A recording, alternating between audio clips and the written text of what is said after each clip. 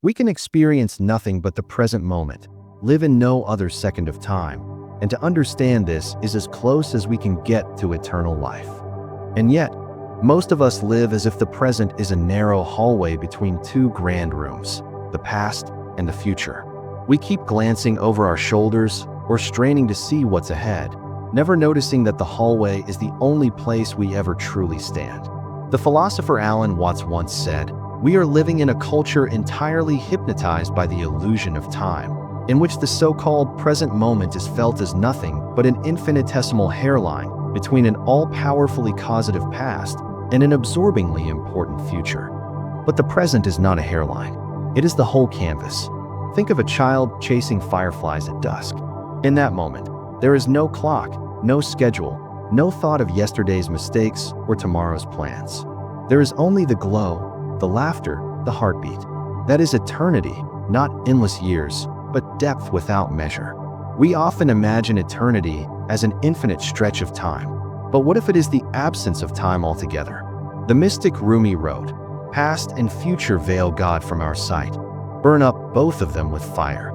To step into the eternal is to step fully into now, to burn away the illusions of before and after. Consider the story of the Zen master who poured tea for his student until it overflowed. When the student protested, the master said, "Like this cup, you are full of your own ideas, of the past you cling to, and the future you fear. How can I show you the present unless you first empty yourself?" When we empty ourselves of time, something remarkable happens. The urgency to arrive somewhere else dissolves. The weight of what has been loosens its grip. We begin to notice the small miracles, the way sunlight bends through a window, the quiet rhythm of our own breath, the simple fact that we are here at all. Perhaps the mystery is not how to escape time, but how to dissolve so completely into the present that time itself forgets our name. But if the present is all we have, why does it so often feel like the least important part of our lives? We treat it as a stepping stone, a means to an end, rather than the end itself. The Stoic philosopher Marcus Aurelius once wrote, "Confine yourself to the present." He understood that the mind's restless wandering is the root of much of our suffering. And yet, we resist. We cling to the past because it feels safe, familiar, even when it hurts. We chase the future because it promises change, even when that promise is an illusion. Imagine a traveler walking through a vast forest. He is so focused on reaching the mountain in the distance that he never notices the wildflowers at his feet, the sound of the wind in the leaves, the sunlight breaking through the canopy. By the time he reaches the mountain, he realizes he has no memory of the journey, only the ache in his legs and the longing for the next peak. This is how many of us live, always arriving, never arriving. The Buddhist teacher Thich Nhat Hanh said, "The present moment is filled with joy and happiness. If you are attentive, you will see it." But attention is a discipline. It requires us to loosen our grip on the clock, to stop measuring life in hours and start feeling it in heartbeats. And here lies the paradox. The more we try to hold on to the present, the more it slips away. It is not something to be captured, but something to be entered, like stepping into a river, knowing you cannot hold the water, only feel it flow around you. If the present is all that truly exists, why does time feel like an unshakable reality, a river carrying us forward whether we wish it or not? Part of the answer lies in the way our minds are built. Neuroscientists tell us that the brain is a prediction machine. It constantly compares the present moment to memories of the past and expectations of the future. Without this, we couldn't plan, learn, or even survive. But this gift comes with a cost. We begin to mistake our mental model of time for time itself. The philosopher Augustine wrestled with this over 1,500 years ago. In his Confessions, he wrote, "What then is time? If no one asks me, I know. If I wish to explain it to him who asks, I do not know." Augustine realized that time is slippery. It exists in our experience, yet vanishes when we try to pin it down. Modern physics only deepens the mystery. Einstein showed us that time is not absolute. It bends and stretches depending on speed and gravity. In his words, "The distinction between past, present, and future is only a stubbornly persistent illusion." And yet, our psychology resists this truth. We feel time as a steady march because our memories give us a sense of before, and our imagination paints a later. Without these, we would be adrift, like a book with only one page. Consider the story of the astronaut who spends months aboard the International Space Station. When they return to Earth, they often speak of a strange dislocation, as if time on Earth has moved differently than time in orbit. In a sense, it has. Their body has aged ever so slightly less than those on the ground, a real effect predicted by relativity.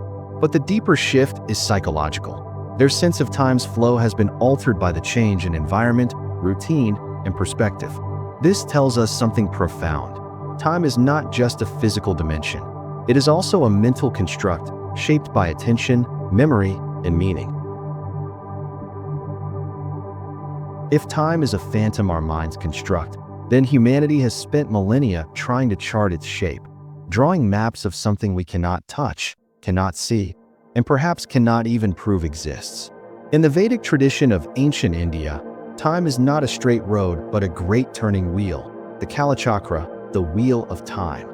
The universe moves through vast epochs called yugas, each with its own character, morality, and spiritual state. These cycles repeat endlessly, like the seasons, but on a cosmic scale. The four yugas, Satya, Treta, Dvapara, and Kali, together span millions of years. In the Satya Yuga, truth and virtue reign. In the Kali Yuga, which we are said to inhabit now, ignorance and discord dominate. But even the darkest age is not permanent. The wheel turns and light returns. This vision of time offers comfort and humility. Comfort, because no age lasts forever. Humility, because progress is not guaranteed. It is a reminder that civilizations, like individuals, are part of a rhythm larger than themselves. The Bhagavad Gita captures this cyclical inevitability. As a man casts off worn-out garments and puts on new ones, so the soul casts off the body and enters into another. In this worldview, time is not a march toward an ending, but a dance that repeats. And our role is to move in harmony with its steps. The ancient Greeks gave us two faces of time. Chronos is the time we measure, the ticking of the clock, the turning of the calendar. It is quantitative, sequential, and impartial. Kairos, on the other hand, is qualitative, the opportune moment, the ripeness of time when action or change becomes possible.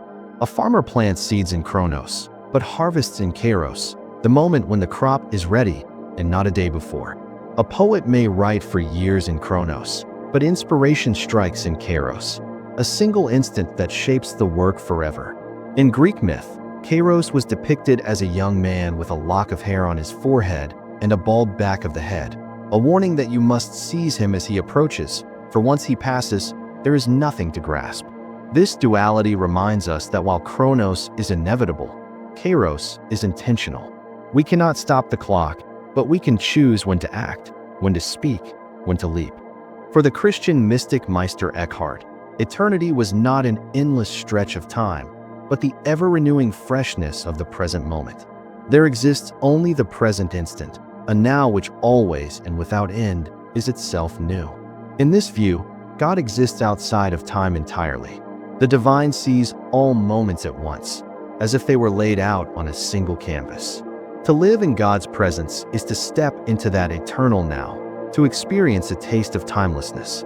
Imagine standing in a cathedral as sunlight pours through stained glass. For a moment, you forget the hour, the day, even your own name. There is only the light, the color, the stillness. That is the now Eckhart spoke of, a moment so complete it needs no before or after. This perspective invites us to see the present not as fleeting, but as infinite in depth. In many Buddhist traditions, time is not an external force, but a mental construct, a way the mind organizes change.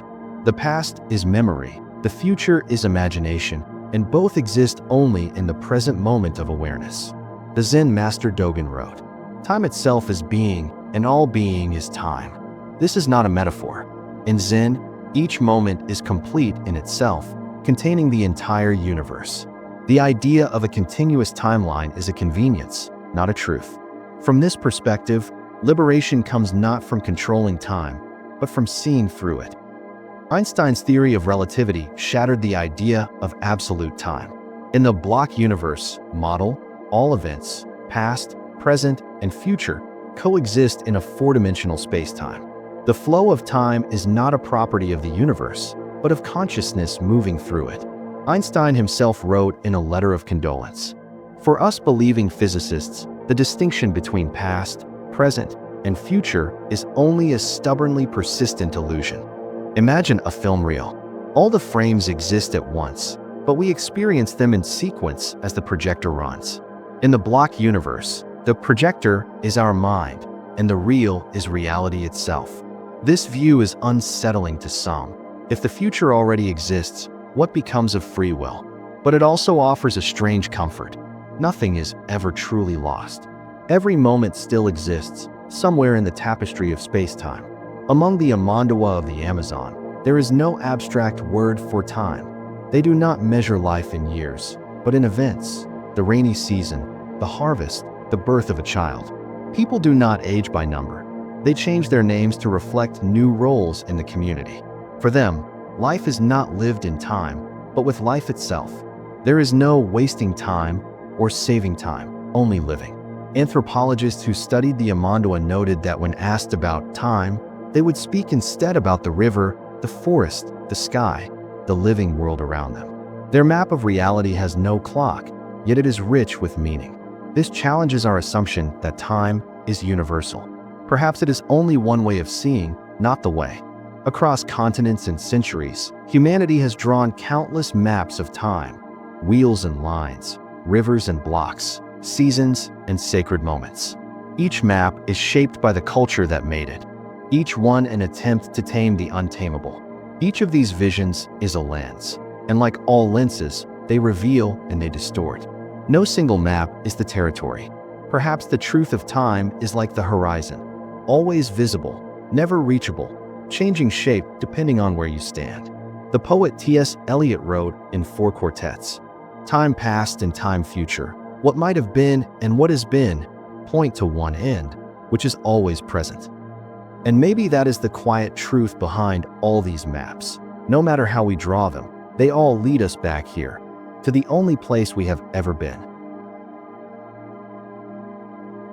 If time is a wheel, perhaps our task is to move with its rhythm, not against it. If time is a line, perhaps our task is to walk it with intention, knowing each step is unrepeatable.